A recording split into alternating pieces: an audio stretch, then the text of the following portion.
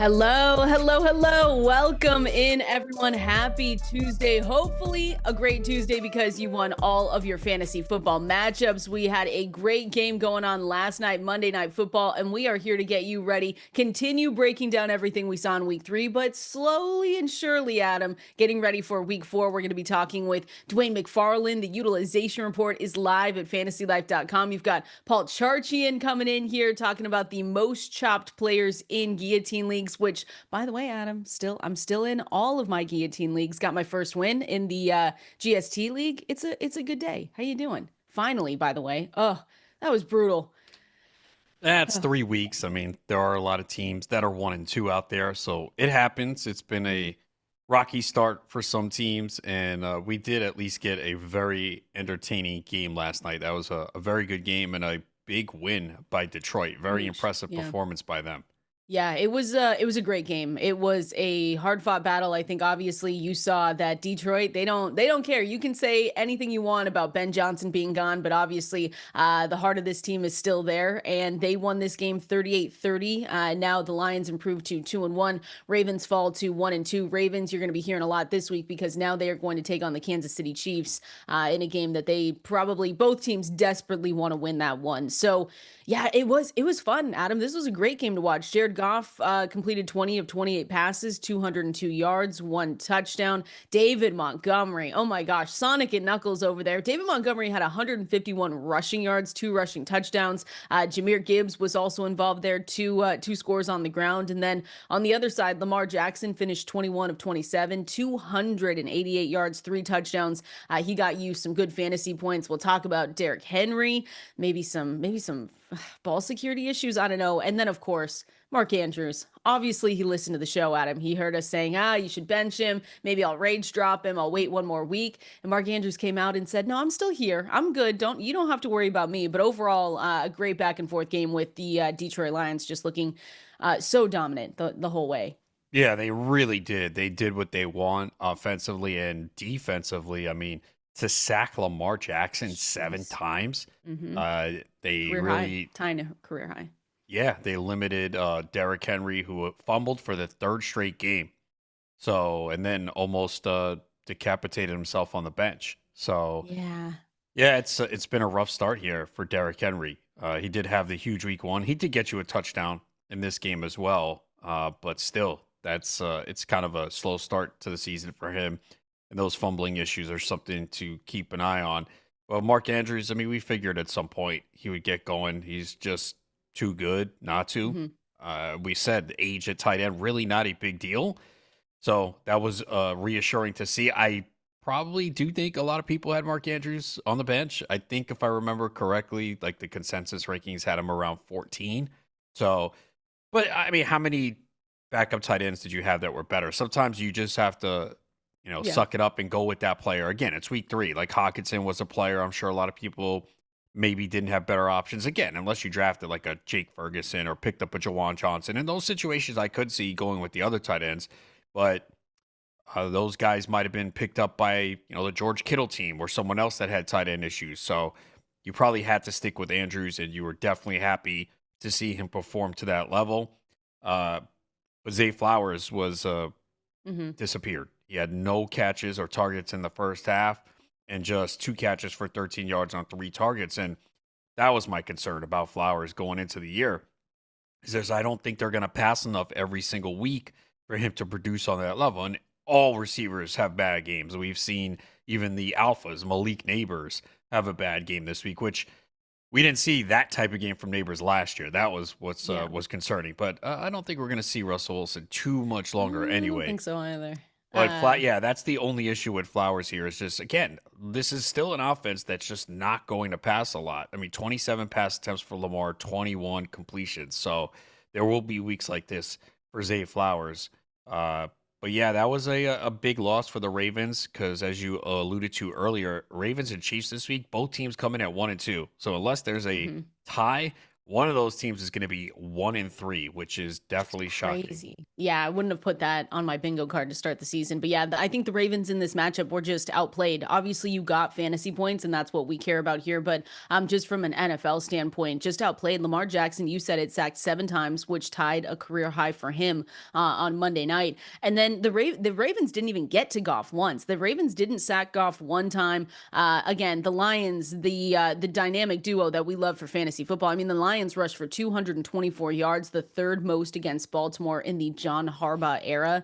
And then the 4 rushing touchdowns was the most the team has allowed at home in franchise history. So like they were setting bad records at home in this game. And like you said, I mean, Baltimore rushed for 84 yards, couldn't score. They had those 3 tries, those 3 consecutive plays from inside the 3-yard line in the second quarter. And I was screaming at him. I was like, come on, what are we doing? Like, let's just get going here. Just find the end zone and let's continue on. But they had those 3 consecutive plays from whatever it was, the 3-yard line, and they couldn't get in there. It was actually shocking to see. But on the other side, I mean, it was, the Lions came to play, and not like the Ravens did either. But they didn't protect Lamar Jackson. I saw this stat today too. He was hurried 30 times, and that was huge for them. And it was they missed 30 tackles as well, according to NFL's Next Gen Stats. So that was just crazy.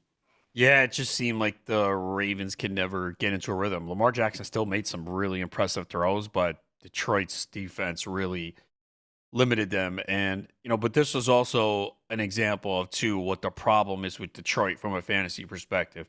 They put up 38 points. Goff had 202 passing yards and 1 touchdown. And then there will be games like this where the running game is just clicking. So, yeah, you're happy if you started Montgomery. You're happy if you started Gibbs. He had 2 rushing touchdowns, didn't do much on the ground from an efficiency standpoint. Also caught 5 passes for 32 yards.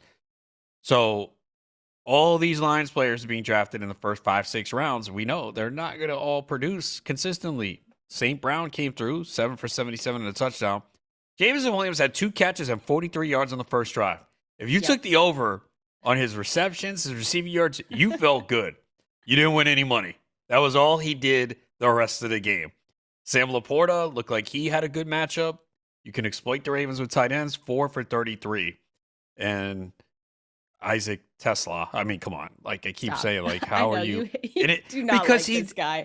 No, it's not that.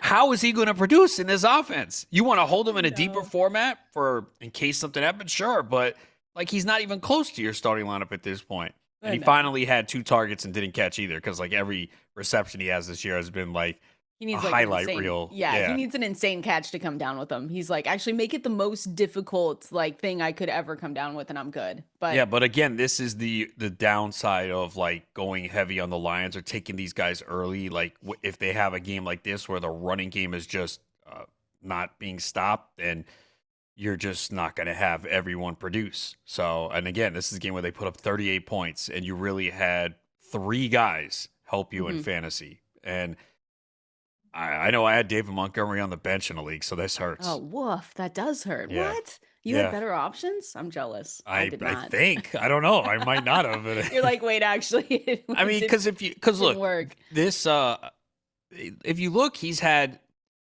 11, and 12 carries, right? So you're relying on the touchdowns. Now they're there again. 3 touchdowns in 3 games.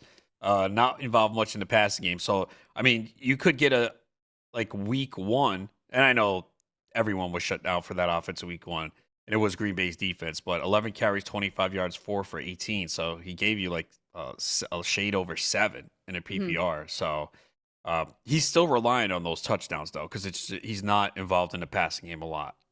Yeah. And I think the other takeaway when I was looking through some of the fantasy scores is Jameson Williams. Like this is Jameson Williams. Cause like you said, Adam, this team had so many offensive weapons that we were drafting early in drafts. It wasn't even a thing of, oh, well, I'll wait. The latest guy was Isaac Tesla and he was going, at the final pick of your draft. But one of these guys, a couple of these guys are always going to, if someone else is thriving, it's really tough to see everyone do it. And so I think Jameson Williams, I saw a couple people going going back and forth and just talking about Jameson Williams, but you do wait for those spike weeks because now it's a game of Green Bay. That was a tough matchup. He got you around 6.6 fantasy points. Then you had the boom week against Chicago, had 18.8. Yeah, on 2 catches. Yeah, I know. And then you had two receptions, 43 yards, like you said, against Baltimore, but only 6.3 yards. So it feels like it's going to continue being that kind of that up and down game with him, as opposed to when we're talking about an Amon-Ra St. Brown or someone else. But you still hold Jameson Williams for that reason. I saw our early week 4 rankings. By the way, shout out to anyone doing those, but we've got Friedman and Ian's early rankings, and they have them consensus 26, wide receiver 26 going into next week. Yeah, Playing do they play Browns. Cleveland, right? Yeah. Yep. So see, now I am Tough. very interested for that matchup to see how Cleveland handles this run game because they have shut everyone down. It's 3 games, but they have. I mean, they have limited teams. I mean, Josh Jacobs, 30 rushing yards. Henry, 21. Chase Brown had 43 on like 20 plus carries. So you have not been able to run on Cleveland. So I'm really interested to see how they do against this tandem of Montgomery and Gibbs. That's one of the more intriguing matchups to watch. Look, you're not benching Gibbs no matter what. No. Montgomery, I guess it depends who you have. Because again, we keep saying he's relying on touchdowns. And I mean, is he going to have? He's definitely not having 12 for 151. I mean, this could be a 10 for 10 for 40 game for Montgomery. Yeah, with not no against touchdowns. that team. I mean, the Browns are nasty. That is a nasty. Like it's one I learned last week. I'm like, why? I don't know why I picked Green Bay, but it was one of those games where you look and you just say their defense is real, and we kind of knew that already, but they've been showing it to us. They're giving up 3.8 yards per play, and that is they need to be. That's a team that we avoid, right? We always talk about, oh, we're gonna pick on this team and this and this defense because they're just so bad. But the Browns right now are a team going into week 4 where 3.8 yards per play. You just say, yeah, I don't necessarily want, if I can avoid it, I don't want to put anyone up against them. So what you're going to see from the Lions, and they're pretty smart, is you're going to see Gibbs heavily used in the passing game because that's what Green Bay started to do with Jacobs. Jacobs had 5 catches for 44 yards on 9 targets. So they started to realize, hey, we can't run on this team. We want Jacobs involved. We're going to get him involved in the passing game. So that's what you're going to see with Gibbs this week. He's going to be targeted heavily. I think Detroit's good enough. They're going to try and run, but if they can't, you'll see they use Gibbs in the pass game anyway. He had 5 catches last night, but that's where you're going to see Gibbs have to get his yards this week. Any other takeaways when we're looking at the Ravens? Again, I saw this stat from Jameson Hensley of ESPN.com. The Ravens have set an all-time record through 3 weeks for points scored by teams with a losing record at 111. So they've scored 40 against the Bills, 41 against the Browns, 30 against the Lions. Again, this was a good back and forth. This was a heavyweight fight, but it just at some point you looked and you said, okay, the Ravens were like getting dominated physically, and you saw what the consequences were.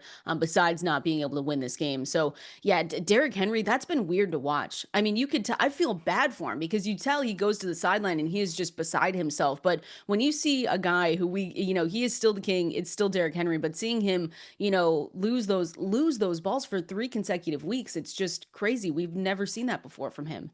Well, maybe the people who fade him every year for the last 5, maybe they'll be right this year. Yeah, the victory lap. I mean, we're not there yet. I'll say this. I'm not worried about the Ravens. I feel like they do this every year. It feels like they're 1-2 every year, and they've lost to 2 of the top teams in the NFL. But their defense has some concerns right now because they're not rushing the passer at all. So that's something that they need to clean up. Yeah, they need help. It was just they couldn't. They couldn't do anything. They couldn't stop the run. Again, they didn't sack Goff. They couldn't get off blocks. They allowed 2 touchdown drives of 11 plays or more. And then you saw scoring drives, 67, 98, 60, and 94 yards. They just couldn't do it. They had an 18-play drive that took nearly 11 minutes. I was cooking dinner and I looked and I said, wait, is this still the same? Are we still going with this same? It was crazy to watch. Wow, you were cooking dinner late last night. Well, yeah, a little bit. Oh, okay. Yeah, 5:30. 5:30 is a little tough. No. Oh, 5:30? Yeah, that's very late for you. So hope everything's okay. It was a long day. Yeah, thank you. Thank you for thinking of me. Usually the 4 p.m. No, I'm just kidding. I don't eat dinner at 4 p.m. Don't do this to me. But yeah, it was a good game. Hey, and like everybody, you said, an old man's talking.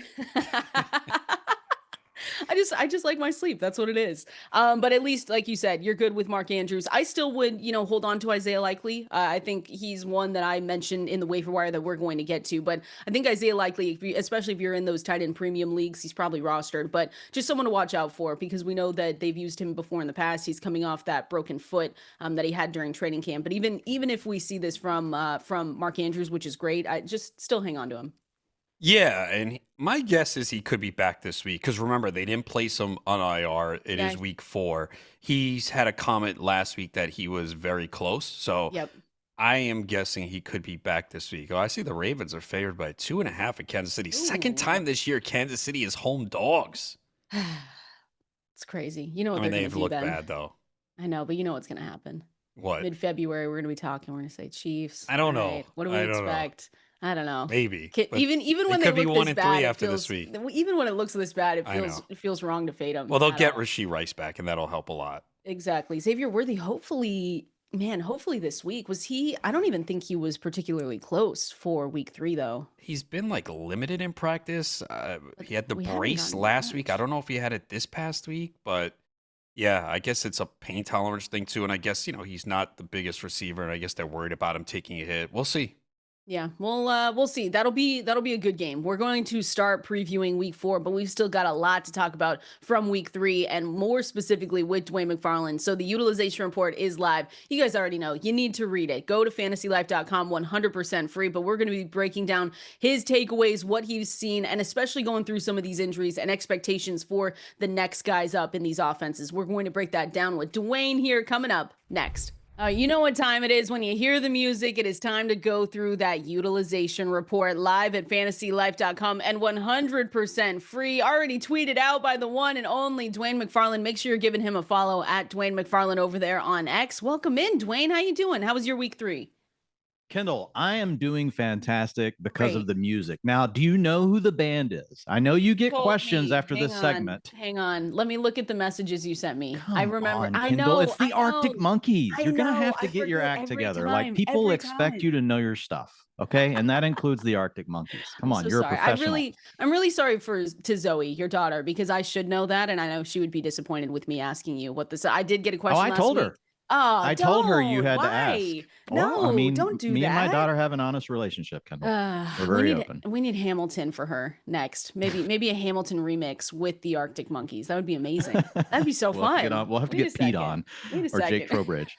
Yeah. Both of them singing. But yeah, I mean, Dwayne, it's brutal out there because of the injuries. Yeah. I mean, listen, I know that people are just, I haven't won yet. I've got one win, and it's just something that we cannot, we can't control, unfortunately. And it's something that we just can't really be ready for. And the only thing that we can do is move forward and see what some of these guys, if you can get them off the waiver wire, if you have them on your bench, hopefully set new expectations for them. So I won't go through every single injury because that might take the whole rest of the show. But I am curious with you and, Trey Benson, what his expectations are for this offense. They are playing a Thursday night game against all three of us, our Seattle Seahawks. So I will say that. But you got James Conner down for the rest of the season, which was so unfortunate because, we like James Conner over here on this show. But Trey Benson probably looks like he's going to be getting a ton of work the rest of the way.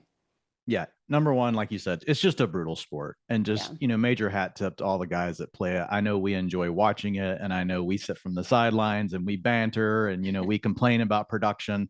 I mean, I was watching the game last night, and, someone hit Sam Laporta, just like kind of speared him with their helmet in the thigh, and he pops right up. And I was sitting there with my wife, and I was like, that's going to be a massive bruise tomorrow, just from like that one glancing blow. Like, I would be down for like the week. And that was just a normal play in an NFL game. But Trey Benson, number one, available right now, guys, in 48% of Yahoo leagues. This could end up being the pickup of the season. Unfortunately, James Conner, pour one out. We're very sad. We hope James Conner's back healthy next year. But Trey Benson, the thing is, Kendall, whenever a situation like this happens, like what we're looking for is, what do we think the quality, obviously, of the next man up is? And do we think there's going to be a committee? And this was one of the cleaner situations because Trey Benson had already started to take over a larger role before this injury. It was already shaping up to potentially move into a 1A, 1B split with Benson and Conner after the data we had seen through 2 weeks. Trey Benson had already taken over the pass down work. He took over 100% of the 2-minute offense in week 2 over Amari DiMercado. He had a 55% route participation. He's got an 11% target share on the season. So he's been showing a gear to his game that we didn't see last year, which is getting involved in the passing attack. Obviously, we're talking about a guy that, he's got the draft capital, from the Cardinals. So they liked him. He scored pretty well in the utilization in the rookie supermodel. So, yeah, I really like Trey Benson. He upgrades to mid-range running back 2 status. And again, like, this is one of those situations where if he's available, guys, and like Kendall said, you've got the one victory, don't be shy. If you're in a fab league, like, unload. You just have to go for it. Trey Benson, like, this is one of those rare situations where it happens this early in the year and you get a potentially talented player taking over a backfield. Speaking of taking over the backfields, the Browns have wasted no time saying, Quinshon Judkins, this is yours. The only other running back to get a carry was Dylan Sampson. It was 1. How much are you upgrading Judkins going forward? Yeah, I moved him to low end running back 2 status. Of course, like, I move people through phases, Ronis, and why? Because small samples are small samples. It's like dating. Yes, get out of here. Yeah. By the time you get to the 3rd date, you just might not like it anymore. Exactly. Once you got 3 data points, it feels really good on the first one. No, yeah. So when you look at Judkins, like, I think the positives are obviously, like, the Browns have invested draft capital. He looked really good, and they gave him 95% of the carries, like you said. I mean, that's insane. The offense, I don't really care for, and we know that Joe Flacco, I don't know how much longer he'll hold on to the job, but if the Browns are going to be successful, what should the recipe be? I heard Kendall talking about it in the previous segment. I heard you, Ronis, and how good they've been against the run. This is the best defense in the NFL right now. Like, they are playing absolutely lights out. And if you look at their drop back rate over expected, which really normalizes for game situation, like what the score is, down and distance, all those things, and it compares it to the last 5 years of data for the league.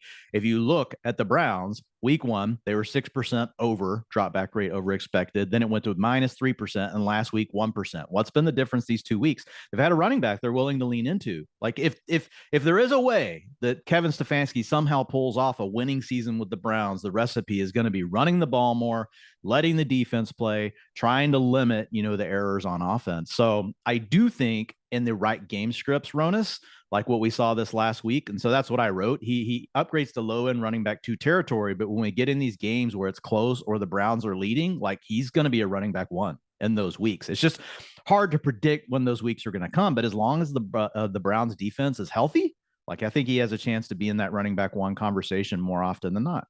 Are you surprised by that, Dwain? I mean, just from, the utilization standpoint, because we talked back and forth. We said, well, he wasn't with them in training camp. All that other stuff was going on throughout the preseason. Maybe they're going to ease him in. So just learning from this and saying, okay, well, Quinshon Judkins, there's obviously a reason why they drafted him. I was just surprised at how much work, immediately he got. So, but were you surprised by that or not really? Yeah, I mean, he must have been staying in shape is all I can say. Learning the run game, like in the plays, I think is one of the easier things for the running backs. Now, the fill with the offensive line is honestly what's impressed me. He's averaging 5.5 yards per carry, where we've seen other guys really struggling to get their fill early in the season, other rookies. And Judkins is already looking really good after very limited work. I think that's the most surprising part about it. Okay. Cam Skattebo. I know you're not surprised by him because we love I know you're not. No, I love him and we love Arizona State. So look at it all comes together. Now, we don't love injuries, and Tyrone Tracy, it looks like he's going to miss at least a few weeks with that shoulder injury. But that does open up the way for Cam Skattebo. And I want to know, because Cam's, again, this offense, maybe we don't have Russell Wilson. They haven't necessarily committed to him going into this week. Maybe we get him for one more week, but your expectations with Cam Skattebo in this offense, even though he is going to be the RB1, where does that lean for you in terms of rankings and going into week 4? Well, one thing, I think that the offense actually has a chance to be better with Jaxson Dart just because of all the design stuff. Now, Russ has ran more this year too, but other teams aren't going to necessarily respect it. Dart, he was a pretty handy player, like on the ground in college. Like, he's not a Lamar Jackson or a Josh Allen. He's the tier below that. But he is a guy that you can do some things with to really open up the lanes for the other running backs, et cetera. We'll see how Dart does as a passer. Like, he's still got a lot to prove. But I mean, Russ is good against the Cowboys. Like, and other than that, like, we know that these teams want to take away the deep ball, and that's bad. But for Skattebo, man, 24.1 fantasy points last week. After Tyrone Tracy's departure, he handled 70% of the snaps, 57% of the rushing attempts. He had a 27% target share. Yeah, that's insane. And so when you look at Skattebo's collegiate profile, what did the rookie supermodel say about him? It said, like, this is a guy that could get extensive work inside the 5-yard line. He's a big guy. He's a hard runner. And what else can he do? He can pile on catches. He did it in college. You talked about it, Kendall. And that's what the rookie supermodel loved about him. And now we're seeing those two things coming to fruition at the NFL level. And to be honest, I think there's a really good chance he just wrestles this whole thing away from Tyrone Tracy while he's out. He's also just a contagious player that teammates love. The coaches love him. He's running around doing the woo behind everything. I'm sorry, I'm probably bumping up against the levels there, guys. Good. But like, yeah, I mean, he's just a fun guy. So, and at some point, the Giants just have to flip the script. And when they flip to Jaxson Dart and they flip to what the future is going to be, like, I'm not saying Tyrone Tracy is washed. He's obviously a second-year player. He's going to be involved somewhat, but Skattebo does have a chance, like, to make this stick.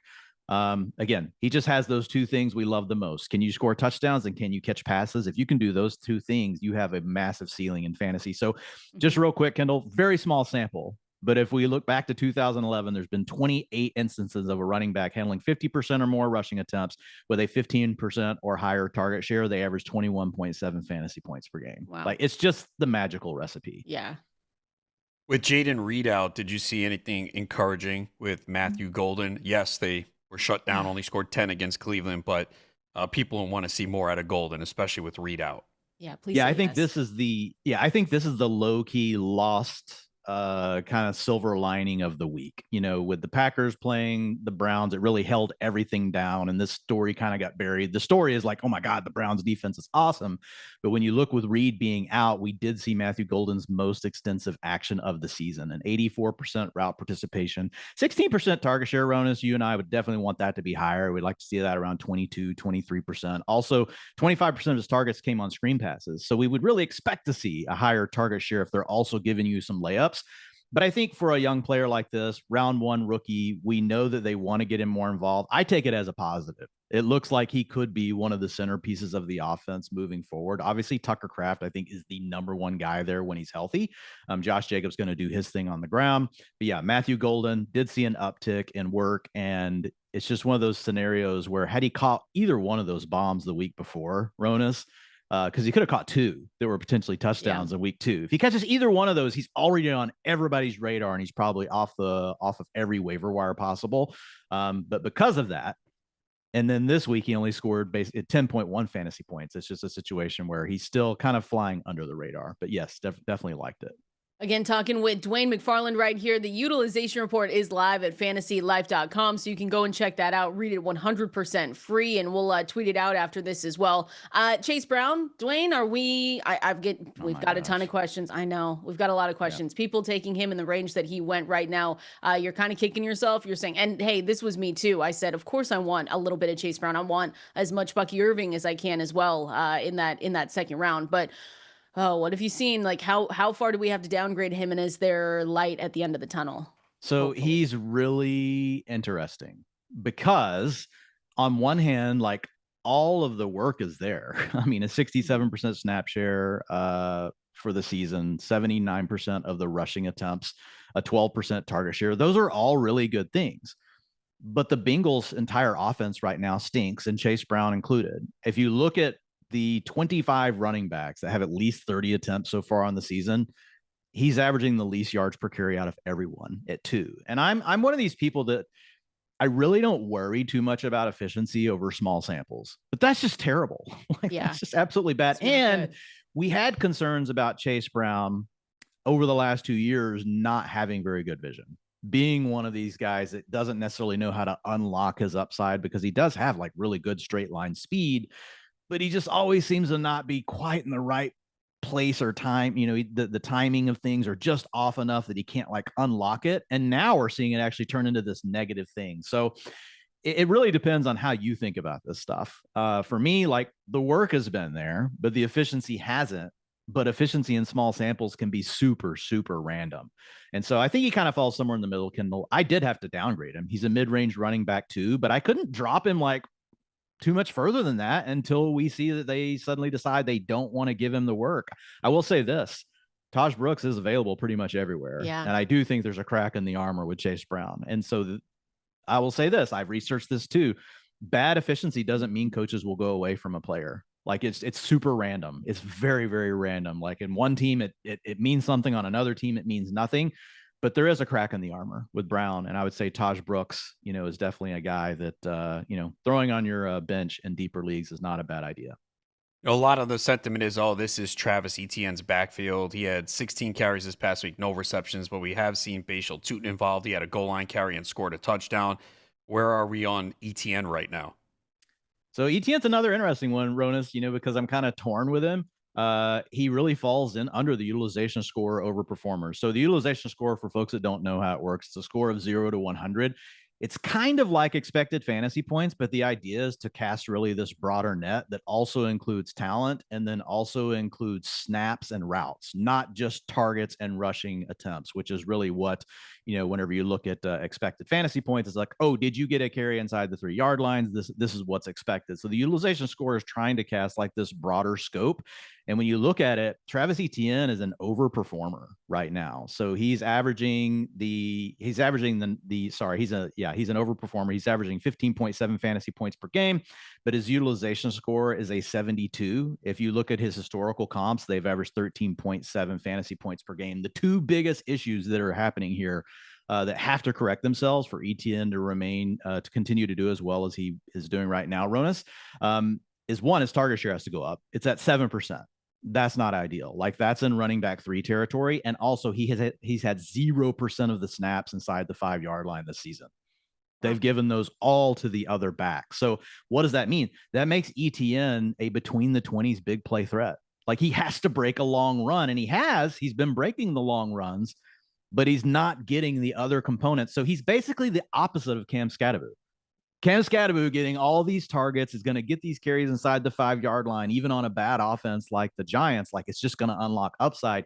Etienne is really kind of out over his skis right now. Now I will say this, like utilization data is still early too. Like we could see the Jags all of a sudden the rest of the way give him 70% of the carries inside the 5, and Travis Etienne ends up being fine. Right now, he's a very thin bet. So I don't mind selling high on Travis Etienne. And also Bashal Tutin, to your point, he's the running back 2 now. Like he's looked pretty good as well. Could this be more of a 50-50 split moving forward at some point? I think it could.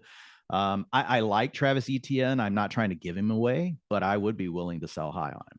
Interesting. Well, Dwain, we appreciate you hopping in again. This was the utilization report presented by DraftKings. New DraftKings Pick 6 customers play $5+ on your first pick set. Get $50 in bonus picks. That's right. All you need to do is play $5 on your first entry, and you'll get $50 in bonus picks instantly. So don't miss your shot to ride the upside. Download the DraftKings Pick 6 app, get in on the action, and sign up using Dwain's promo code FANTASYLIFE. Thanks to DraftKings Pick 6 for sponsoring this segment. Let's make this season one to remember. Dwain, we'll always make it one to remember because we get to talk to you every single week. It's amazing. Look at this. I just appreciate you guys having me on, Kendall, as always. Especially, just knowing like, you probably went to bed. Like, what did you go like to bed at like 4? What? You at 4 Pacific? Listen, yesterday? I don't know if You're Ronis well is texting everyone. I don't know what's going on here. Dwain, when I tweet past 8 p.m., I get people cheering me on now. They say, congratulations, you've stayed up. So I don't know where this narrative came from, but I was awake last night. I have nothing to do with it. Yeah, right. Whatever. Dwain, we appreciate you so much, and we'll see you next week. Thanks, guys. All right, at Dwain McFarland, that's where you go follow him on X. We're going to continue on going through waiver wire names to know. This is a big week coming up. There are actually good guys that you can go and get, so we're going to talk through those coming up here next. Introducing the 5-year price guarantee from Xfinity. One internet price, 5 years guaranteed. Life is unpredictable, but the price of your internet shouldn't be. Get a reliable price for a reliable connection. And by all in, we definitely mean all in. Get Wi-Fi equipment and unlimited data included. Change is always happening. RB1 seemingly never repeat. 2030s fantasy wide receiver 1 might not even be in college yet. But no matter what changes in 5 years, the price of your internet will stay the same. So make sure you go and learn more at Xfinity.com. Restrictions apply. New residential customers only. Taxes and fees extra and subject to change. Appreciate everyone hanging out with us here on this Tuesday. Shout out to everyone. I see the messages coming in at Valenzuela 17, at Adam Ronis over there on X. Saw some people saying that they won every single league that they're in over the weekend, Adam, saying that they're hoping that they can pick some guys up off waivers. Just all good stuff. Saw someone that started Mark Andrews in the captain spot last night, by the way. Do you see that? Yeah. 16,000. I said, hey, don't forget about us, Yeah, look, when Lunch you money. when you're playing those showdown slates, you do have to be different, and it was very uncomfortable to put Mark Andrews in the captain spot because people love to look at game logs, and if you do that, you're like, yeah, no way. You would not even you would even have trepidation putting him in just the entire lineup. So you put him at captain, you save some money, it opens things up, and then he has a night where he scores 2 touchdowns, awesome. and you win some nice money.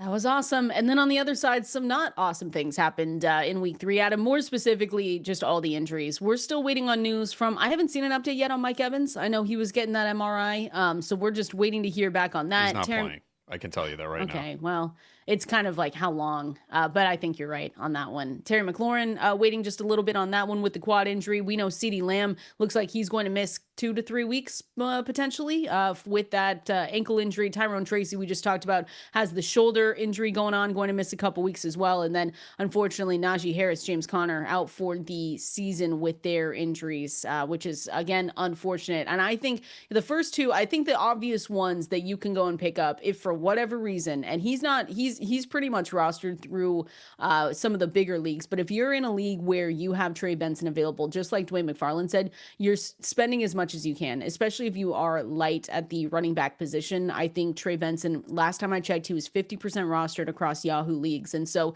he's one of those guys that can be, like Dwayne said, a not league winner necessarily, but a game changer for your team, because you don't usually get a guy off waivers that's going to have the amount of work and the amount of volume that someone like Trey Benson is going to have. And I think too, Amari DiMercato, if you are in those deeper leagues and you obviously don't have Trey Benson available, I think Amari DiMercato is someone that you can stash, not necessarily someone that you can say, I got Amari and I'm going to play him for week 4. It doesn't go that far, but we could potentially see him getting work in this offense as well. Yeah, and you do have bye weeks coming up, so maybe you might be in a tough situation where you were hit with a lot of injuries. And we know most people listening are in leagues where Benson is rostered. I know in all of my leagues he was drafted and pretty aggressively, but we understand there are people out there in 8, 10-team leagues where he could be out there. If he is, yeah, this is one of those players that we've talked about how the waiver wire has been disappointing so far this year, so you're getting a starting running back for the rest of the year that you do have to pretty much spend the bulk of your budget if he is out there. Yeah, absolutely. And I think too, Taj Brooks, we were just talking with Dwayne about the Cincinnati Bengals. Again, that's more of a stash play. Two others that I definitely want to talk about though is Tyquan Thornton is one of them for the Kansas City Chiefs. We've seen him and the roles, and we've talked about him a little bit here. But it's hard to know if that role is going to continue when we do get Xavier Worthy back, when we do get Rashee Rice back. But for the time being, Adam, we don't really know. Xavier Worthy might be good to go this week. We know we're going to be out with Rashee Rice for another couple of weeks here, but he has emerged as the playmaker for them over the last 2 games. It hasn't necessarily been pretty, but he's given us 13.9 and then 18.1 points per game, 19%, 27% target shares over the last 2 games. So I think when you're looking at a player that leads the team in air yards for the season at 53%, you have to pay attention to him. And I know it might be short-lived, but that's okay. If you need fantasy points now and you're fighting an uphill battle with your roster that is decimated with injuries, Tyquan Thornton is someone that we've upgraded at fantasylife.com. So I think more of a wide receiver 4, and he is actually readily available across the board here. I drafted him in a league. I haven't played him once, nice. and that's not good. So you're gonna play him. You're gonna play him this week, and we're gonna get 2 fantasy points. Probably. Well, right? I got to see who I have on that team. Hopefully, it's not a CeeDee Lamb team because that was like a gut punch. Just drafting CeeDee Lamb right now and trying to replace him is not fun at all. But yeah, with Thornton, I think it comes down to also, as you mentioned, when does Worthy return? And maybe there's still an opportunity there with Worthy back because they've been taking shots to him deep, and there's been a few near misses, but they've also been some good connections. So he's been the deep guy. And again, the Chiefs just have not been able to run the football and relying on Mahomes, and they're probably going to have to do the same this week. I know Baltimore just gave up a lot of rushing yards to Detroit, but there's a stark contrast in running games when you compare Detroit to Kansas City. So they might have to lean on Mahomes again. And if Worthy is out, that opens it up for Thornton to get more targets once again. I think another one, Woody Marks. Again, not a sexy name, but Woody Marks is probably at the top of my list when we're talking about running backs. Running backs that could be available for you, because we talk about looking, and this is why it's so important, looking at the utilization or just listening to us tell you about the utilization. But he's actually had an expanded role in every game he's played so far this season. It's been 3 weeks, and he hit season highs in the rushing attempts at 40%. Route participation was at 44%, and then the target share was at 6%. So again, it's split between Nick Chubb and Woody Marks, but if he continues to creep up and continue to get this work, he could be someone where, again, this isn't a great offense. We're not necessarily excited about it, but a running back that you can get off waivers that potentially, midway through the season has this bigger role. Again, even if it's an offense that we don't necessarily like, I think he upgrades to I said low end RB4, but I think that might be a little high. So maybe an RB5. Going into this week. I think the other important part is we saw the rotation shrink this week for the Texans. Only 2 running backs got touches. It was Chubb and Mark. So that is definitely beneficial. It is an offense that we really feel awful about right now, especially the run game. But 9 carries for Chubb, 6 for Woody Mark. So maybe his role starts to grow. And again, this is all about just putting someone on your bench to see what happens. So someone did cut him in one of my leagues over the weekend. I immediately picked him up. Nice. I think it was GS. You No, picked it him up wasn't last GST. week. You picked him up though last week in GST, didn't you? No, yeah, I don't because have him there.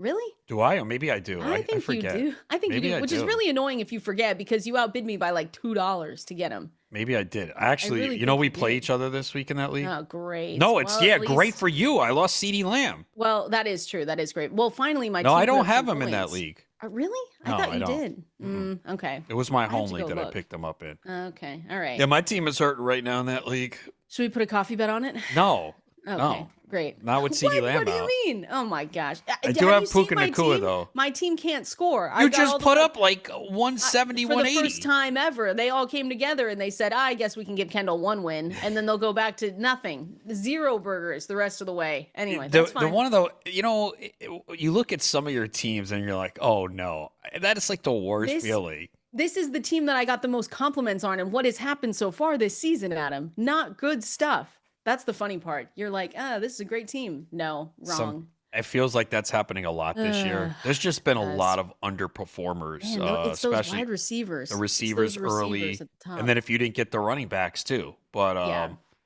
I mean, your team is pretty. I mean, you have Jalen Hurts, so that gives you a high floor every week. Yeah, Travion Henderson's hurting you, but you did get Jalen Warren. Oh, I know. All right. We're all in similar boats. We're all It'll hurting be with fine. everyone. We're gonna continue on. I've got more waiver wire names to know here coming up next. Kendall, Valenzuela, Adam Ronis with you right here. Excited to continue on through the waiver wire names to know. See some questions coming in as well at KValenzuela17, at Adam Ronis over there on X if you have them. And we're going to be opening up the phone lines here in a little bit for the water cooler, 888-963-2682, or press that new calling button on the Sirius XM app. But Adam, more waiver wire names to know. Again, my article is live at fantasylife.com, so you can go and check them out. There's actually some solid stash plays too, I think, going into this week. We talked last week about Malik Washington, wide receiver for the Dolphins. I think he's a wide receiver that you can stash. Again, can't do much with it because, again, you're just not, you see the week 3 stat line, it's not going to blow you away. 3 receptions off 5 targets, 12 receiving yards, 2 carries for 20 yards. But again, if we think that maybe Tyreek Hill does get traded, in a few weeks before that trade deadline in November, then he is going to step up into a bigger role. And I want to say, this guy is a stash play as well, but for a tight end, Oronde Gadsden for the Chargers is my favorite so far this week. I want to say he is 0% rostered. You probably are thinking, who the heck is that? Because I said the same thing. I'm like, okay, he's with the Chargers. He was not active for the first 2 weeks of the season, but he comes into this game and I think we should take notice on Gadsden, because you look at him, he had 5 catches, 46 yards off 7 targets, but 2 of those targets were made during the game-winning drive. So again, I don't think he's someone that you go pick up Oronde and you say, oh, this is perfect, I'm going to start him, going into week 4. But I think he's someone that you can stash, and he's not going to cost that much money for you if you're spending Fav. But I think we could be talking about him in a couple weeks. Yeah, I'm interested to see what his role is going forward. Obviously, this was a game this past week where the Chargers had the ball the entire game, and just, had a lot of pass opportunities. So, you always have to look at that. But he was barely involved the first 2 weeks, and all of a sudden, he was a bigger piece of the offense. So that's obviously something you want to take note of. I think in those tight end premium leagues, he'll definitely be picked up if he's not already rostered. But it had, the 7 targets was tied for third on the team with Lad McConkey. But Yeah. again, Herbert put the ball in the air 47 times, and they ran 80 plays compared to 48 for Denver. Crazy. But yeah, that is for deeper tight end premium leagues as well. And maybe if you're really hurting a tight end in a league with 20 roster spots, and you say, you know what, let me just pick him up, put him on the bench, and see if this role continues. Trey Tucker, is that a flash in the pan, or you think that can continue? Because Trey Tucker is averaging 19.7 points per game and had that 40.9 week. He's inside the top 5 receivers on the season for fantasy football, just like we all expected. Yeah, I think in deeper leagues you take a shot, but understand that it's not something you can count on. The good thing is he's playing a lot of snaps, and it's offense that's playing from behind. Yeah, there we go. Trey Tucker, again, crazy what he's giving you in fantasy football, but you're going to take it when you can. All right, we're going to go to the water cooler. We're going through all the news and notes that you might have missed here and taking your phone calls coming up next. Oh, it is about that time. We are inside the Fantasy Life water cooler, going through all the news and notes that you need to know right here heading into week 4, but still recapping week 3. The waiver wire article is live at fantasylife.com. So make sure you go and check that out. 100% free. Same with the utilization report from Dwain McFarland, also 100% free. You want to be reading those because they do make a difference when you're going to the waiver wire, making your start sit decisions. And of course, Adam, we've got a lot of news to get to. It's kind of a wait and see situation right now for some of these injuries. Again, I haven't seen an update yet on Evans.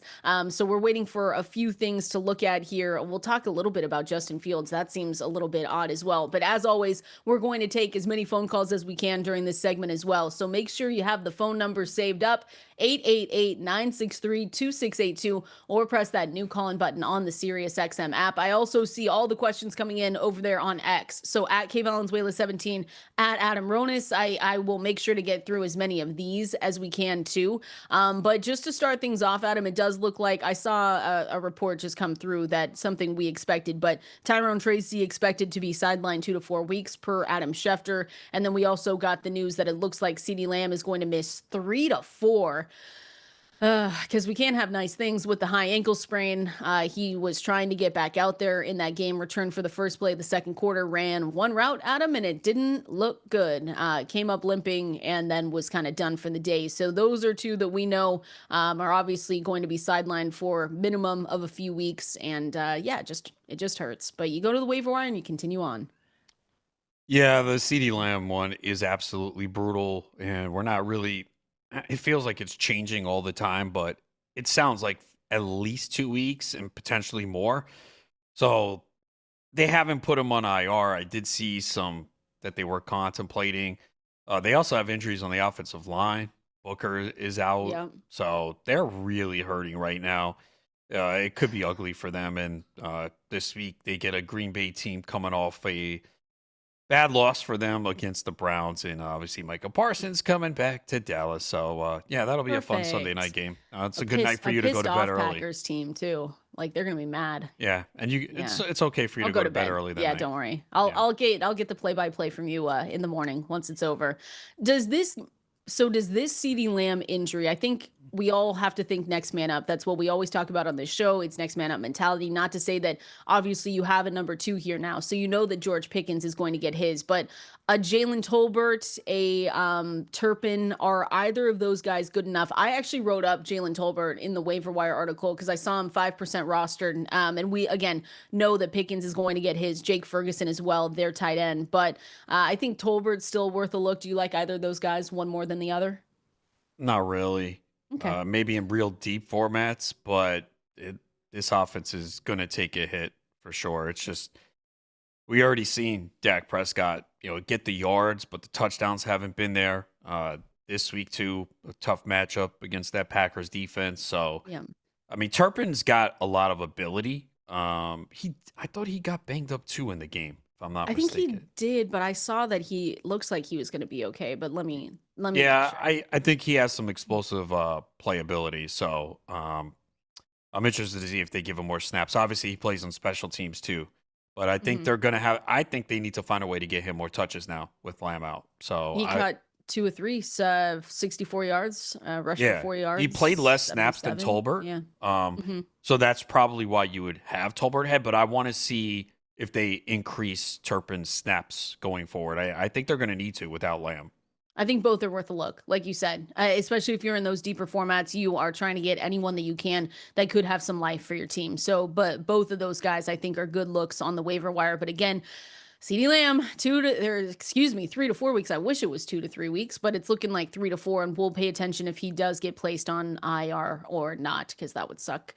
Colston Loveland, though, he avoided a serious hip injury. Not that we were starting him, but I wanted to put some good news in here. So, Bears tight end, it looks like, again, he could play this week. You're usually not starting him just because of what we've seen. Cole Kmet has played over 90% of the team's offensive snaps through 3 weeks. So, if he isn't good to go, like, you would still see Cole Kmet, Durham Smythe, I think, but good news nonetheless. Yeah, very weird situation, spending such an early pick and barely utilizing him so Yeah. far, and especially taking him at a Tyler Warren, and we see how good Tyler Warren has been. So very odd situation, but yeah, you can't, I know he probably shouldn't even be on a roster at this point. What? I'm gonna Loveland? keep him. Yeah. I mean, deeper formats. I'm gonna keep him maybe, just but in case, I don't know. in case he gets, I don't know. It looks bleak at this point. Doesn't look great. Hopefully he's everyone's second tight end going into Yeah, into the hopefully. season, Or but if you drafted him as your one, you then got Jawan Johnson, Hunter yeah, Henry, or something like that, exactly. where you're relying on Someone them, better. and then you just keep him on the bench, hoping that his role expands at some point. Yeah, exactly. That's what you have to look for. But again, avoided serious injury, so that's good nonetheless. An odd quote from Aaron Glenn. Can we talk about Justin Fields right here? So Aaron Glenn was asked about his week 4 quarterback, and he said, I want to know exactly where Justin Fields is at. Now, we talked about this last week, Adam. They ruled Justin Fields out with that concussion very, very early in the week. And we said, hey, just be careful, because sometimes we have seen these concussions roll over week to week, and sometimes they just cannot get through these concussion protocols. We dealt with it for a few guys. I can't remember any of them, of course, right now, because we're live on the air, and why would I remember that stuff? But there were a few players last season that happened to as well. Not to say that that's happening with Justin Fields, but if you do have him and you picked up a different backup quarterback, hang on to him. If you're going through waivers today, just hang on to him just in case. I know if it works in your favor, then you're just going to have to drop him. Maybe you aren't able to drop someone else to pick up off the waiver wire. But Aaron Glenn said that they want to make sure, the quote was, I want to make sure I know exactly where Justin Fields is at. I don't want to say anything until I know that Justin is cleared. So once he's cleared, I will let you know exactly where we're going. But again, Adam, just be careful. Don't drop that backup quarterback if you have Fields right now. I think Malik Nabers missed 2 games with a concussion last year. Oh, that was it. Yes, Yeah. Thank you. I was trying to remember who that and was. It happened on a Thursday night as well. Yeah, because we were ready to play him because we said Thursday he'll have Yeah, I the was at extended that rest. game. It happened late Oh, in yeah, the that's game. right. It was your fault. Yeah, Got it. my fault. Yeah. When I had Neighbors on all my fantasy teams. Do you think I wanted that? Exactly. But yeah, you do need to prepare as if Fields is going to be out. That's the way I would do it. The other problem, too, they are playing Monday night. There's the doubleheader Oh, Monday night this week, and they are one of those games. So if they say, I mean, it gives them an extra day to get ready. So that's the one thing. We might not know until Saturday. So you just have to have a backup plan, and you probably did, whoever you went with this week. Now, if you did go with Mariota, then there's a chance that maybe Jayden Daniels returns and you might have to go elsewhere. But yeah, it's a good matchup too against that Dolphins defense that has just been getting carved up. So that's the unfortunate part. You would love to have Fields in this situation. But yeah, it's just something we're going to have to keep an eye on all week. And it was surprising that he got ruled out so early last week, which would lead you to believe there is a strong chance that he does not play this week. But again, concussions are very tricky. Everyone's different, and we'll just have to wait and see if he can practice or where he is in the stages. We got a double header Monday night though. So maybe it's the Jets going up against the Dolphins. It's the Bengals going up. Ooh, against the Broncos. Oh, geez.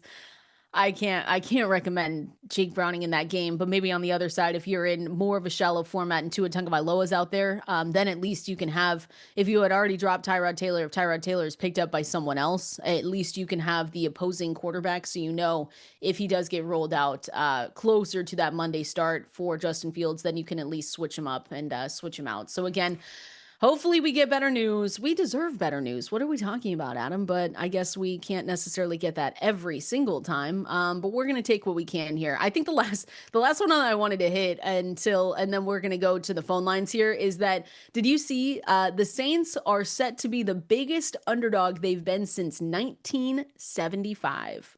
1975. That's crazy. They are 16.5-point dogs to the Buffalo Bills. Woof. Not surprising. They're going to Buffalo. Crazy. They're going on the road to Buffalo. Buffalo is coming off extended rest after playing the Thursday night game this past week. So, yeah, this looks like it could be a bloodbath. The Saints have only played one road game so far. Now, the first 2 weeks, they were, pretty competitive. You were like, okay, not too bad. And then they go their first game on the road and get absolutely slaughtered by the Seahawks. So, because the first 2 weeks they lost by 7, they lost by 6. So they were pretty competitive. Kind of figured that might change this past week. And now on the road against Buffalo, that's a problem. Yeah, it's not.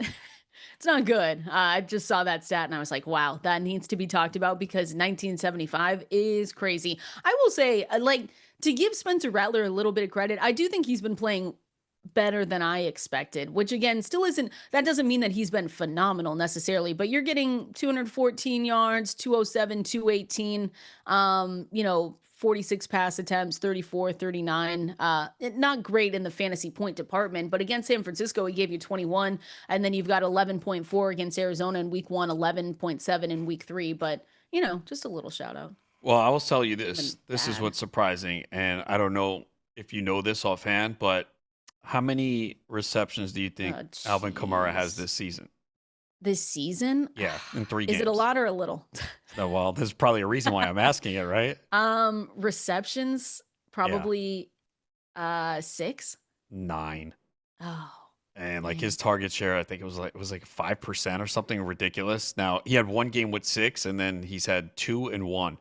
That is a problem if you have Alvin Kamara, because that was the one thing you were banking on. Okay, they'll be playing from behind. He's going to catch a lot of passes because we know the touchdowns have not been there the last couple of years. They're not going to be there in this offense. And on the ground, he's probably not going to do much. 9 catches for 47 yards through 3 games. So that is not what you're looking for. No, it's not good. Wow, 8? That's horrible. 9. Or 9. That's for 47 yards in 3 games. That usually was a line we saw in one game last year. I was going to say one time. And that's the appeal of getting him where he goes in drafts. He wasn't necessarily expensive, but that's why you picked him in that range, is because of his pass catching abilities. So, all right, not good. Now you took away my Spencer Rattler stats. Why? How did I take it away? There. I know. It's just not good. It's just they canceled each other. Well, the one guy who is benefiting is Chris Olave. He is near the top of the leaderboard in targets. Yeah. He's kept me alive in some of these guillotine leagues. I'm going to be totally honest. Look at this. Which is crazy. 10 receptions, 6 and 7 through the first 3 weeks. And the targets, 13, 10, and 14. Now, he has not reached 60 yards yet. So that's the downside of that. But that's okay. At least 11 points in PPR leagues all 3 games, and that should continue. So maybe one of these games he'll score a touchdown. Maybe he'll actually get to 60 yards. Wow, that is insane. Because I do have him, I think, in one league, and I don't know if I've started him yet, but I think I need to get him in there. Have you seen, and then we're going to get to the phone calls, I promise. Now we're just talking. So the Atlanta Falcons, I was reading this yesterday. They fired their wide receivers coach, but I was looking through their stats after that because I said, oh, okay, that probably obviously means that things are not going well. And when you lose and are shut out by the Carolina Panthers, obviously something has to change, because losing 30-0, I'm sure a ton of people picked that Falcons team for survivors because it was just playing against the Panthers and it didn't work. But so the Falcons have lost 7 of their last 10 games, and their minus 56 point margin ranks 22nd in the NFL in that stretch, according to True Media. No receiver has a touchdown yet this season. Well, that's because Michael Penix has Bijan. 1 touchdown in 3 games. Bad. And I think that was to Bijan Robinson, if I'm not mistaken. Yeah, in week Bijan 1. is the only one that has touchdowns for that 50-yard play. So it wasn't. It was on Bijan. It wasn't even on Penix. So yeah, Penix has been pretty bad so far. He has not taken that step, and obviously it's hurting our Drake London shares right now. Oof, my Drake London shares are screaming. They're 28th in the league in drive scoring percentage, 27th in EPA per play, 24th in explosive play rate, and by the way, 10th in NFL in offensive spending. So it's just, I don't know. I saw people calling for Kirk Cousins. We saw him in that game. Obviously, it was more because it was a blowout than anything else. They have said that Michael Penix Jr. is going to be their quarterback going into this weekend. But yeah, once I saw that they fired their receivers coach, I said, okay, how bad has it been? And then seeing that no receiver has scored a touchdown yet it's not great. It's crazy, actually. Yeah, Michael Penix does not look good. Yeah, brutal. Well, look, mostly we're counting on Drake London, some Kyle Pitts, and maybe some deeper leagues, Darnell Mooney with him back. But yeah, you need to see this offense turn around because, yeah, it is definitely rock bottom when you get shut out against Carolina. Jeez, it's brutal out there. We're going to go to the phone lines now, though, and we're going to help you out with any questions that you have going into week 4. Let's start out with Gary and, Napa. Nice. Gary and Napa, what do you got for us? Hey, thanks for taking my call. So I need running backs, but I don't want to undersell. I got Brock Bowers, and I want to see what you think about Bowers for Benson and Dobbins. Ooh. Who's your other tight end? I got Kraft. Oh, nice. I feel like we should be getting more, though. Don't you think so? From Bowers, yeah. For Bowers, yeah. I know Bowers is not 100% right now. He has that knee brace on. I think that's the issue with him. I think he's playing through this knee injury. Benson, again, we're excited, but still, and Dobbins looks good, but it's always, can he stay healthy the entire year? So, I don't know. I feel like we should be getting something better, a better running, one big running back, because the name, even just the name with Bowers and the potential that he has to just come back. I know the last couple of weeks, but I don't think you need to be selling necessarily low as low as that. For, and that's what you're doing this week. I'm trying to look for names. I applaud the other guy for setting this offer because he's trying to take advantage of your panic. Does he have another, Gary? Does the guy that sent this have another running back on his team that's a little bit better that you could counter? Yeah, he's got two more that I can counter with, Henry and Hall. But I know he won't give up Henry, but maybe Hall I could get in there. I still don't even like Hall that much. Do you like Hall? I'm a little worried just because we've seen now 2 bad games for Hall. And we did see Allen more in the mix. I mean, Hall now has 9 and 10 carries the last 2 weeks. It looked great against the Steelers. That's starting to look like the Steelers' just defense has been pretty bad. Yeah, I don't even know if I would do that. Because are you looking for like a Josh Jacobs, a James Cook? I don't know if anyone's going to be selling their James Cook shares, but is that kind of the range? But that's the range you need to go in. I think for Bowers, I would agree. But again, keep working on it, Gary. Or what he could do is maybe try Kraft for a lesser running back. Maybe, Kraft for Benson. Do you like Kraft for Benson and Dobbins? Yeah, I don't think that will get done. But you could try something like that, or maybe a Kraft for. Yeah, I would do that. Yeah, I just think Bowers, he just has so much. We know the last week he gets injured, he doesn't put up fantasy points, but I think there's still stuff left on the table for him. You know that he could go off. Yeah, so there was a target to him in the end zone that you could see he was not running well. Like I think if he was healthy, he would have had another step or two, and it would have been a touchdown. Instead, the defender was there to break it up. Bowers for Bijan. Bijan coming off a semi-low, 16.1. Yeah, I mean, if you could do that, sure. But I don't think that gets done. All right, appreciate you calling in, Gary. Let's go out to Willie in Los Angeles. What do you got for us here? Hey, guys. Thank you. So my first ever Guillotine League, and I'm wondering what you guys would do about CeeDee Lamb got chopped, so he's available. Yeah. And I need help in receiving. No. I got Okay. Higgins and McLaurin, and they're killing me. Mm-hmm. Yeah, we're gonna talk to Paul So, Charchi in a little bit, Um, but no, you do not. So here's the thing with guillotine leagues: Lamb's not gonna help you immediately. So he could be out 3-4 weeks. So no, don't waste your money at all. You need someone to help you now. If you're picking up Lamb thinking he'll help you long term, you could be gone and chopped by then. So no, Lamb is not your answer. Yeah, I'm Paul's waiting in the wings for us right now with his He's probably with his cheering segment coming us. up. He's, yeah, I he's see saying, him. He's "Thank goodness smiling. We're He's like, redeeming fine. They ourselves." learned. They know. Yeah. Because last week, who was that player last week that I said, yeah, just spend some money. It'll be great. But this one, Willie, I understand the question because I was doing the same thing last year in some of my first guillotine leagues. You see a guy like CeeDee Lamb and you say, well, I want to keep him and put him on my bench. Like in traditional fantasy leagues, if we saw CeeDee Lamb on the waiver wire, Adam, we would just pick him up, put him on our bench. Yeah, And say, that, okay, and that would never happen. It would never happen. But and we understand people, and that's why we're here to help because it's a different mindset from a season-long to guillotine league. And So the other different. factor you have to take into account: the buys begin next week. 4 teams are on bye, so you're gonna have to dig a little deeper. So no, it doesn't work. And if someone does make the mistake of picking him up, even if they do it for a small fee, he'll probably be back out there on the waiver wire in 3-4 weeks anyway.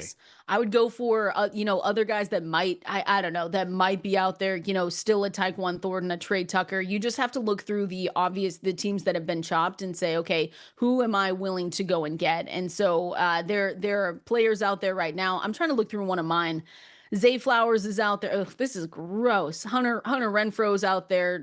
Trey Tucker, Tyquan Thornton, like I just said. Some of those guys, Adam, are guys that you could spend some money on, and they'll at least give you help immediately. So appreciate you calling in, Willie. Same with you, Gary. If people want to continue calling in, we're going to try and get to as many phone calls as we can here. 888-963-2682. But we do get to talk with Paul Charchi, and he is not going to lecture us, Adam, coming into this segment because we gave the right amount of money to spend on CeeDee Lamb. It's probably 0 right now, but we're going to talk through the most chopped players from week 3 coming up here next. Oh, here we go. Our most competitive segment of the week is here. We are talking with the one and only Paul Charchi and going through the most chopped players in guillotine leagues. Paul, welcome in. Adam gets the start this week. And I just want to set the scene for everyone that Adam was asking questions before the show. He's like, well, what do you think about this? Tell me about CeeDee Lamb. Is this going to be a difficult week? So I just want the people to already know that Adam has a leg up in this. No, I don't.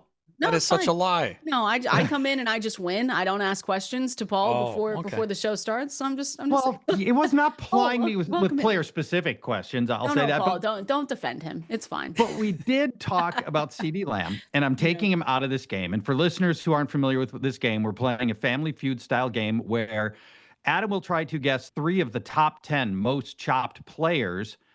And then if he fails at any of them, then Kendall gets to come in, make one stab to win the game. A little bit like Family Feud. And we're identifying the most chopped players. And then after the game, we'll go in and talk about the 5 most chopped players and how much we would bid for them and put in some specific bidding dollar advice. So that's how the game works. Adam, you are up first. Give me your first of 3 players that you are that you believe were in the 10 most chopped. And this, I'll tell you what, degree of difficulty here, very high because so many good players flopped this week. I think it's going to be really hard to figure out who was 8, 9, or 10 versus 11, 12, 13. This is tough. And CeeDee Lamb's off the board because it's too obvious with his 0-point game. Too easy. All right. All right. My first one, he's got to be on this list. It has to be Malik Nabers. There we go. Number 4, Malik Nabers, a 14.6% chop rate. A bummer game. And because he's inside the top 5, we will talk more about Malik Nabers in just a few minutes. Oh, where are you going next? Okay. I still think these are deeper formats. This guy had to have been starting a lot of leagues. So I'm going to go with T. Higgins. Yeah. Woo! The number 3 most chopped player is T. Higgins. I liked his matchup coming into this game against the Vikings with their small-ish cornerbacks. But Isaiah Rodgers, it turns out the size differential did not matter. And Isaiah Rodgers posted the highest single game total score in Pro Football Focus history, a perfect 99.9. All right, Adam, this is your chance to win the whole thing. You've identified player number 3 and player number 4 among the 10 most chopped players in Guillotine leagues. Can you give us one more to win the game? You've got it. Come on. All right, I'm going to go with Zay Flowers. Oh, nice. The 7th most chopped player was Zay Flowers. Adam, nicely done. Can I give who I was torn between two? Yeah. My next one, I want to see Ashton Genty. Ashton Genty came in at 12. Good thing I didn't go with him. Wow. That's what I was saying. I was it was going to be really tough because he's right there. Yeah. That's crazy. Right there. What about any of the I don't know, any of the quarterbacks? I didn't have feel a quarterback like people, on my list. No, I didn't either, but I was curious with them. And then was Saquon Barkley on there? That was on my list. Saquon was inside the top. Oh, okay. He was 6. Yeah. He was 6. The highest chopped quarterback, Patrick Mahomes. Oh. I would have never even actually. What number wasn't even was on he? my radar. 20 overall. Okay, yeah. Patrick Mahomes was 20th. Okay. Yeah. Yep. Interesting. All right. Well, let's start. Let's figure out what we would bid on. Since you mentioned Barkley, do you want to include Barkley? Should we go to 6? Yeah, let's do it. 6 was Barkley. He had a 13% chop rate. His upcoming schedule here is at Tampa. They're always tough to run upon. Denver, who teams are running on, and then the Giants. And to give you an idea on him, last week's median winning price on Saquon Barkley, $503. What? And they might have gotten chopped. And they might have gotten chopped. That's exactly. You could horrible. have just spent half your money on Saquon and gotten chopped. All right, Kendall, if you would go first, how much would you bid on Saquon Barkley? Not 500, because I've learned from Paul Charchian to not say anything like that number. But I'm still like kind of high on him. So I still, and if you've got running backs that maybe went down over this past week, my gut instinct was to say 110 for Saquon. Okay. Adam, how much would you bid on Saquon Barkley? Yeah, mine would be higher for sure. I'd say, and it's probably not going to be enough, as you mentioned with the price last week. I'd say like 180. I'll say on most weeks the floor is high. So this past week was the first week he didn't score a touchdown. He has been disappointing though. Only 3.3 yards per carry. We know he's not usually involved in the passing game, although we do see 2 games of at least 4 receptions this year. So yeah, I'm sure Paul's going to go lower than that. No, I am right in the same ballpark. I had $190 as my recommended bid for Saquon Barkley. Offensive line just not the same this year for Philadelphia. And we have seen Barkley. We knew last year everything was magic for Barkley, but he's still an end game player. So I'm still going to bid 190. But you know what? We're not going to get him. None of the 3 of us are going to get him with those bids, and that's okay. The 5th most chopped player, a name we have not discussed yet, New Orleans running back Alvin Kamara. He's going to travel to Buffalo. Then he's got the Giants, and then he's got New England. Last week's median price was $178. Wow. Alvin Kamara. Oh my goodness. Adam, what are you putting up for this one? I'm really not interested. I'm saying $40. We were just talking about it before. Kamara's not involved in the passing game like you would think. That was the appeal of him this year, right? The Saints would be a bad team playing from behind. He would catch 5-6 passes every game. He has 9 receptions in 3 games. We already know he's not going to score a lot of touchdowns. That's been the case the last couple years. In this offense, there's not going to be many opportunities, and he's not going to pile up rushing yards. Then you look at the game this week against Buffalo, 16.5-point dogs on the road. Yeah, $40. I'm just not very interested. Yeah. Okay, $40 for Adam. Kendall? I was going to say 65, and I know I'm not getting him. It's just one of those bids where you say, well, maybe if people really don't like him, I can get him. But 65, I'm also just not as interested in Kamara this year. I went a little higher. Usually I'm lower than both of you. I went 75 on Kamara because I assume the receptions are going to come around. And as a 16-point dog, they're going to be throwing a ton. It's funny to think that Juwan Johnson might be affecting Alvin Kamara's reception total. There's this. What do you think about Alvin Kamara as the Chiefs' next running back? Imagine that. That is not out of the question. Wait a second. That is not out of the question. So that might be throw a few extra dollars on him if you think there's a 10, 20% chance that he finds his way to the Chiefs in the next 3 weeks. Maybe. My Pacheco shares are screaming. They're already screaming anyway. Are you mentioning it, Paul? Come on. You know where you will never hear your Pacheco screams on this list is that's right, on the dropped list. That's right, on the available free agent list, because that guy's not seeing the field. All right, let's go to the fourth most chopped player. New York Giants wide receiver Malik Nabers. Adam has already identified this. Chargers coming up next at home, then traveling to New Orleans and then Philadelphia. His previous median price last week was $301 for Malik Nabers. I believe we're on Kendall first this time. What are you putting on Malik Nabers? And I still like Malik Nabers. I think that we're getting closer and closer each week to a quarterback change, which again, it's a tough, but here's the thing, it's a tough schedule. So I think that's the other interesting part. But Malik Nabers is going to get the targets. I would say like 185, but I know I'm probably not going to get him at that price. I'll say 185. I'll say 210. I just think that this was the absolute floor game for him. We didn't see anything like this last year. I know Russell Wilson has been brutal in 2 of the 3 games, and the one game that he had a good game was because Dallas's defense is so awful. They make anyone look good. That's right. But, I mean, he had 25 targets the first 2 weeks. So, I need to go a little higher because I just think they're going to make it a point to get him the football more. This was the absolute floor game, and even in a bad week for Nabers, I think he gets you 10 to 12 points, which is enough in a guillotine league to usually get you to survive. All right. Did you put a bid amount down? 210. 210. Thank you. I went 110 because I don't like Russell Wilson at all. And I worry Jaxson Dart comes in. And then is Jaxson Dart an NFL level passer? We know he's an NFL level runner. Can he pass? We liked what we saw in the preseason, high completion percentage, but on a lot of short passes. I don't know. I'd be worried about potential change to the quarterback there. Maybe Jameis Winston would be. I don't think they'd go to Winston. I'm at $110 on Malik Nabers. Let's go to the number 3 most chopped player, Cincinnati wide receiver T. Higgins. Check out this schedule, especially against the pass. At Denver, then Detroit, and then at Green Bay. Whoa. No bueno. Adam's not even bidding. He's like, I'll put $0 in. That's a valid answer. Last week's median price, $81. Adam, what are you doing? I'm not very interested. Like $30. Okay. You mentioned the schedule, the quarterback situation. Again, we saw Browning in 2023 have a good stretch, but this is a difficult stretch. So we already saw a really bad game from them this past week. They could do nothing. So I'm $30.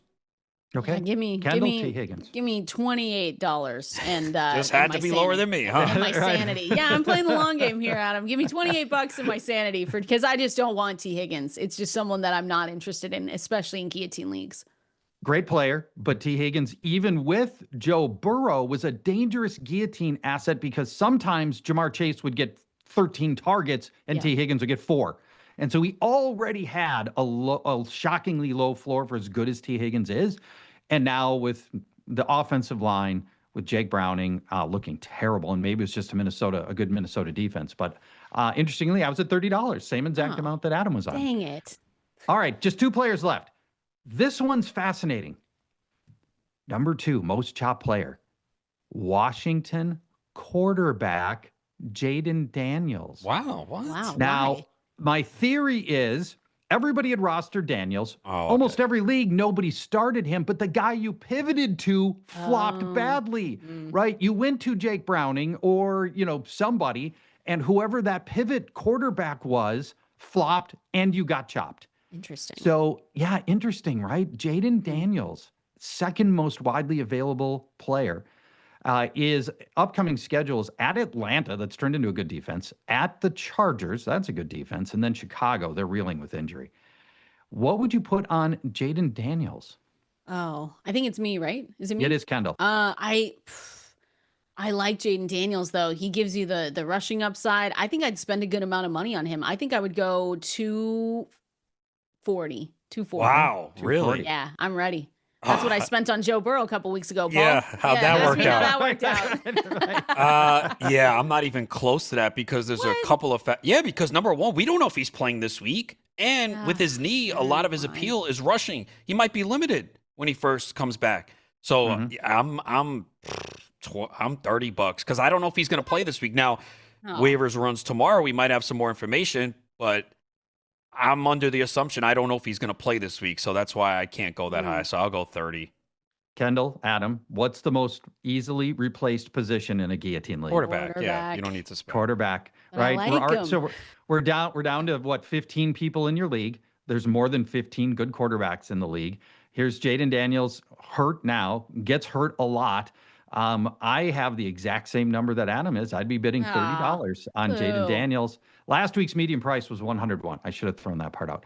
Last guy to talk about, Dallas wide receiver CeeDee Lamb, 21% chop rate is absolutely enormous. 0 points. It was a catastrophe. This looks like a pretty severely sprained high ankle sprain. I think this this seems like it's going to be worse than most. Wouldn't be surprised if CeeDee Lamb missed 4-ish games here. And as you correctly identified with the previous caller, Willie, in a guillotine league, we're playing to stay alive now. And even if CeeDee Lamb, if somebody else gets CeeDee Lamb this week, he may come available next week and the week after and the week after because he's providing no points for whoever ends up spending on him. Yeah. Now, as a healthy asset, last week, his median price was $401. We're not going to go anywhere near that. But I do think I would bid money. To me, CeeDee Lamb is not a $0 player because I still would be interested in sort of, hanging on and seeing if I want to keep him for a month. So for me, I would bid on him. I think, Adam, you're next here. How much would you put on CeeDee Lamb? Yeah, $30. Like, you're not investing much, and maybe he does come back in 3 weeks. You still also have to worry about how effective he'll be because we've seen players coming off the high ankle kind of struggle. So, yeah, I'd throw like $30, knowing that I'm probably not going to get him. But if everyone has the same mentality, maybe you get lucky and get him. Yeah. I was going to say $45. Yeah, I had 25 on CeeDee Lamb. So we're all in the same kind of ballpark, but, showing tons of caution. And the only reason we'll hold a player for a month is he's got to be an awesome player. This is pretty special to CeeDee Lamb. If this was some other player, some other just sort of good, not great wide receiver, this would be a different conversation for sure. We'd be talking about a $0 bid, but CeeDee Lamb, yeah. Adam gets the win, even though he was, talking before the show. He's saying, oh, what do you think about this player? What do you think about this player? But Paul, we always appreciate it. We get so many questions about Guillotine League, so everyone can go to fantasylife.com. You have Guillotine League's rankings, which you cannot get in a lot of places. And so we love your rankings. That's how I stay alive in all of my Guillotine Leagues so far. And we appreciate you hanging out with us. Yeah, tons of fun. GuillotineLeagues.com and Fantasy Life for those rankings. And my waiver wire advice article will be posted in probably less than 2 hours, where we talk through some all the key players and give some bidding advice there. And the Chop podcast, wherever you get your podcast, make sure you listen to that one as well, because that is that's a fun listen for sure. But Paul, it's an awesome listen. I think. Humbly, he says, yes, my own course. podcast. No, it's great. Yes, absolutely. Paul, we appreciate it so much. We'll see you next week, guys. We're going to continue on going through some of the week 3 risers that we saw and a little bit more waiver wire names to know here coming up next. You can't count on much these days, but you can always count on Sundays with the NFL on CBS and Paramount Plus. That's right, football fans. Watch your local NFL game live every Sunday on CBS and Paramount Plus all season long. And this Sunday at 4:25 Eastern, it's a must-see matchup between the former MVPs when Lamar Jackson and the Ravens fly into Arrowhead Stadium to take on Patrick Mahomes and the Chiefs. Visit ParamountPlus.com/NFL to get started today and count on Sundays for another must-see season of the NFL on CBS and Paramount Plus. Oh, you sure are. And we appreciate every single one of you hanging out with us on this Tuesday, going through everything that you need to know still from week 3 and getting you ready, potentially ready. We're still getting there, but week 4 is on the horizon here. I see an update right now, just got it from Tom Pelissero about Mike Evans. So a little bit of news right here breaking that Mike Evans is expected to miss multiple weeks because of the hamstring injury he suffered. Again, that is per Tom Pelissero. They said he's reporting that the hamstring injury isn't as bad as last year's because that one last year sidelined him for 3 games, but he's expected to be out for a little bit. Again, Adam, we kind of expected that with his reaction going into the locker room, you could tell he was frustrated. He is, an older, aging wide receiver, and we talk about, the age cliffs and not necessarily, sneaking up on him. He's still always going to get his 1,000 yards, but he did get sidelined last season for this specific thing. He's dealt with a lot of hamstring injuries, so we were probably hoping for, we were hoping for nothing, but obviously this one he's going to be out probably 2 or 3 weeks, I think is the timeline. Yeah, it was obvious. I mean, he has had hamstring injuries almost every single year. He had one last year. He had one in 2023, 2022, 2021, 2020. Yeah, I think it's every year since 2019. He's had hamstring issues. So, and even back in 2015 in the preseason, he had a hamstring issue. So, usually when you have that type of injury, it can happen again. So you have that and you have the age. So not surprising. So this certainly helps Emeka Egbuka because maybe you were concerned if Chris Godwin came back, what would happen? Now, Godwin could play this week, which would help them, but we don't know if he's going to be limited. How does he look? It could take Godwin some time to get back on track, and he might not even return to the player that we knew in the past. So I guess Sterling Shepard becomes interesting here too. Yeah. I wrote him up in the waiver wire article, actually, just as someone that, hey, if you have availability, Sterling Shepard, 1% rostered right now. Before week 3, he still had a good route participation, 82%, 15% targets per route run. But against the Jets, 5 targets, 4 receptions, 80 yards. And again, I said the same thing in that article. I said, even if Chris Godwin has a strong chance to return in week 4, I think the ramp up period, we always talk about that. But again, Chris Godwin is an older receiver. We know that he's been getting work in at practice. That's why they didn't put him on IR. So that's good news for him. But yeah, Emeka Egbuka to the moon. And then Sterling Shepard is one of those wide receivers for the next couple of weeks if you need a streamer. Again, remember, we've got teams on a bye coming up in week 5. I can't, did I write these teams out? I know the Packers are it's the Falcons. Here it is. Falcons, Bears, Packers, Steelers. So if you're listening to this and you're like, oh, wait, I've got a Josh Jacobs, Bears, I've got a couple of receivers, Falcons, maybe you have Drake London, Steelers. Bijan Robinson. Jaylen Warren. Steelers, is that it? DK Metcalf. DK Metcalf. I think some people have. Yeah, I think Sterling Shepard is a good guy that you can go and get. And again, Mike Evans expected to miss multiple weeks because of the hamstring injury, but they're reporting that it's not as bad as last year. So let's see if that does play out. But we're going to continue on, Adam. Again, let's go and finish off with the waiver wire names to know. And again, some of the winners that we saw in week 3. We're going to do that here coming up next. Oh, hopefully everyone is having a great start to their Tuesday. You've got waiver wire coming up. You've got to make sure that you've got all the guys that you're willing to spend money on ready to go. And I think there are some good names this week, Adam. I know it's been kind of a brutal last couple of weeks out on the waiver wire, but there are some receivers. You just mentioned Sterling Shepard could be out there. There are some good, like Tyquan Thornton, if he's out there, some stash plays as well. Trey Tucker. Who did you just say? Trey Tucker's the wide receiver 4 in fantasy right now? Wide receiver 5 in points per game in PPR formats. How about this? 2 Chargers in the top 7. Keenan Allen 6. Quentin Johnston 7. No way. There's no Lad McConkey to be seen. What are we doing? We know nothing. Yeah, you're going to get these things early in the year. Keenan Allen is it's not only fun to watch. I just wish I had more of him because we knew free agency. He said that he wanted to be in California. And so it was kind of one or the other there. And yeah, he's looking really good with that Justin Herbert connection.